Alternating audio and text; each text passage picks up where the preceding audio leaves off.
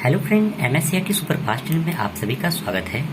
और हम लोग जैसे कि देख रहे थे कि मेंडली पीरियोडिक टेबल के बारे में देख रहे थे, और इसके जो आगे है anomalous limitations of Mendeleev's classification of elements, इसके बारे में मैं आज आपको बताऊंगा। तो थोड़े से ध्यान से देखिएगा कि आखिर कह क्या रहा है क्वेश्चन। ठीक है, कहता है तो सबसे पहले ये देखिए कि इसमें प्रॉब्लम क्या क्या आया।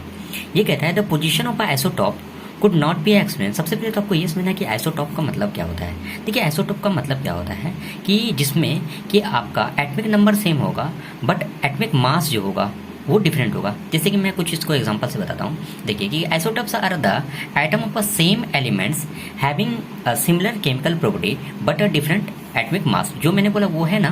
देखिए यहाँ पे कहता है कि if the elements are arrange according to the atomic masses, the isotope should be a place in a different group of a periodic table because they have a different atomic mass। जैसे कि यहाँ पर देखिए कुछ isotopes के नाम लिखे गए हैं, आप यहाँ पर देखिए। जैसे कि इन्होंने कुछ एग्जांपल दिया था एलिमेंट्स, जैसे कि यहाँ पर है कि क्लोरीन देखिए कि क्लोरीन जो होते हैं वो क्या होता है, क्लोरीन का जो एटमिक नंबर होता है वो कितना होता है आपका 17, और इसका जो मास नंबर होता है वो कितना होता है 35। ठीक है, और क्लोरीन यहाँ पर लिखा गया, इसका ये आइसोटॉप है क्या, और यहाँ पर लिखा हुआ है 17, और इसका जो मास नंबर होता है वो है 37। ठीक है, तो यहाँ पर देखिए कि इसका जो एटमिक नंबर है वो तो सेम है बट मास नंबर क्या है इसका डिफरेंट है। कुछ ही ऐसे एलिमेंट्स होते हैं जिसका कि क्या होता है कि आइसोटॉप्स बनते हैं, तो उसमें से क्लोरीन एक है। ठीक है, अब यहाँ पर देखिए कि यहाँ पर 35 और 37 ये दिया गया है, इसका क्या एटमिक मास जो है डिफरेंट है। कहता है the place of this two isotope of a chlorine having a different atomic mass. ठीक है, अब यहाँ पर देखते हैं कि ये एक दूसरे का क्या है डिफरेंट एटमिक मास है, और some group of our periodic table could not be explain by a Mendeleev periodic classification. तो कुछ ऐसे पीरियोडिक टेबल में थे एलिमेंट्स जिसके बारे में ये अच्छे से यहाँ पर क्या है ना कि उसको एक्सप्लेन नहीं कर पा रहे थे। ठीक है, आगे देखिएगा यहाँ पर क्या हुआ है। यहाँ पर कंट्रोवर्शियल यह भी था कि कुछ ऐसे एटमिक नंबर क्या बोलते हैं एटमिक मास था जिसको कि ये सही ढंग से इसको है ना व्यवस्थित नहीं कर पा रहे थे। ठीक है, यानी कि उसका जो पहले वो आ जा रहे थे या उसके बाद आ रहे थे। कुछ एलिमेंट्स यहाँ पर हैं, जैसे कि यहाँ पर देखिए कि wrong order of atomic mass of some elements could not be explain. जैसे कि यहाँ पर देखिए कि इन्होंने तो यहाँ पर रखा, इसको आप अच्छे से पढ़िएगा।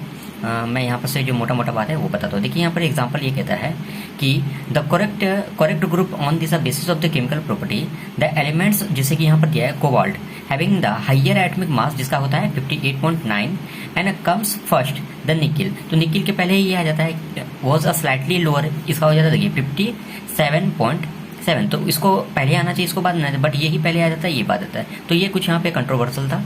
और जो है आपका एक और आता है कि यहाँ पर से सबसे पहले बात क्या है कि ये कहता है a correct positions could not be assign to a hydrogen in a period. देखिए ये तो अभी भी कंट्रोवर्शियल ही है कि हाइड्रोजन को उस समय भी इन्होंने सही से नहीं बता पाया था कि उसका पोजीशन के बारे में। अभी भी यहाँ पर यही है कि आप देखिए कि इसका जो है ना अभी भी नॉर्मली जो आप देख पा रहे हैं पीरियड टेबल उसमें भी अभी कंट्रोवर्शियल है। कहता है the multi period tables the hydrogen H has been a place in a group number 1 alkali के साथ रखा हुआ है। अभी भी देखिए पीरियड टेबल में अल्कली के साथ ही रखा हुआ है। This is because the combined with the halogen. इसका जो करेक्टर है वो किससे मिलता है, हेलोजन से मिलता है। ठीक है, oxygen sulphur to form a compound having a similar formula. This means that hydrogen resemble alkali metal in a some property. इसलिए इसको है ना उठा करके कहाँ रख दिया, अल्कली वाले ग्रुप में, यानी कि एस ब्लॉक में रख दिया। अब यहाँ पे कहता है हाइड्रोजन ऑल्सो रिजेंबल हाइड्रोजन्स, जैसे कि फ्लोरीन है, क्लोरीन है, ब्रोमीन है, in a some property. For example just like a hydrogen, जैसे कि F2 है, Cl2 है, Br2 है, तो hydrogen is also exist in a form. तो ये भी है आपका डायोटॉमिक की तरह बिहेव करता था। ठीक है, ये क्या है, हाइड्रोजन क्या है, ये आपका नॉन मेटल है। ये क्या है आपका नॉन मेटल है। ठीक है, तो कहता है moreover just like a hydrogen combined with certain metals, ये क्या बनाता है, आयनिक कंपाउंड बनाता है। क्या बनाता है, हाइड्रोजन जो है कुछ मेटल के साथ रिएक्ट करते हैं तो वो आयनिक कंपाउंड बनाते हैं and react with the non metal to form a covalent compound. और जब ये नॉन मेटल के साथ रिएक्ट करते हैं तो कोवेलेंट कंपाउंड बनाते हैं। तो ये कहता है इसका कुछ था। ठीक है, all property of so this hydrogen can be place in a group number 7 जिसको कि हेलोजन हम लोग कहते हैं। तो होप यू ये आपको अच्छे से समझ में आया होगा। बाकी आपको जो भी नहीं समझ में आया तो आप कमेंट कर दीजिएगा, मैं अच्छे से आपको बताने की कोशिश करूँगा। ठीक है, तो मिलते हैं नेक्स्ट वाली वीडियो में। Thank you, thanks a lot.